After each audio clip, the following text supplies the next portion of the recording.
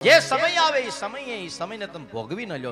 બાળપણ વયું જાય પછી કશા કઈ હાથમાં રહેતું નથી, એટલે બાળપણને ખીલવા દેવું જોઈએ. એટલે બે હાથ જોડીને માતાજીઓ તમને માનતા હું કરું, તમારા છોકરાઓને બહુ પ્રેશર ના આપો ભણવામાં. એ કઈ 5 વર્ષનો કલેક્ટર નહીં થઈ જાય. એને થોડુંક એની રીતના સુવા દો, થોડુંક એને તોફાન કરવા દો, થોડુંક એની રીતના એને રમવા દો, બોલવા દો.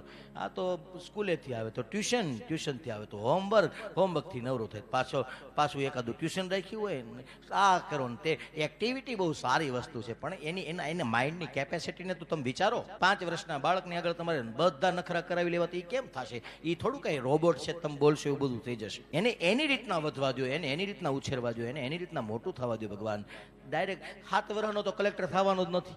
એ તો પાકી વાત છે ને, એ બીજા ધોરણમાંથી કે એટલે બીજા ધોરણમાં બીજા ધોરણ જેવું ભણવા દો. ઘણી વખત ઘણા છોકરાઓની અંદર ટેલેન્ટ હોય તો આપણને બતાવે, પણ એ ટેલેન્ટ આપણે હરખ થાય, ગર્વ થાય, પણ એની કેપેસિટી બહારનું ટેલેન્ટ છે. અને પછી આઈક્યુ વધે ને એટલે માણસ ગાંડો થઈ જાય. આ કેપેસિટી કરતાં વધારે હોશિયાર થવાનો પ્રયત્ન કરો, હોશિયાર બનાવવાનો પ્રયત્ન કરો, તમારા છોકરાઓ મંદ બુદ્ધિના થઈ જશે 25 વર્ષ પછી. હા કે એની બુદ્ધિ જ એક્સેપ્ટ નથી કરતી. ભગવાન એક મોબાઈલમાં લખ્યું હોય કે આમાં 56 GB છે, 128 GB છે, 256 GB. તમારા છોકરાઓની જીબીયુ તો તપાસો કેવડી છે. બધું ઠાસીને ભરી દેશો તો ક્યારેક એ મંદ બુદ્ધિનો થઈ જશે. એટલા માટે તમારા બાળકને એની રીતના વધવા દો, એની રીતના ભણવા દો.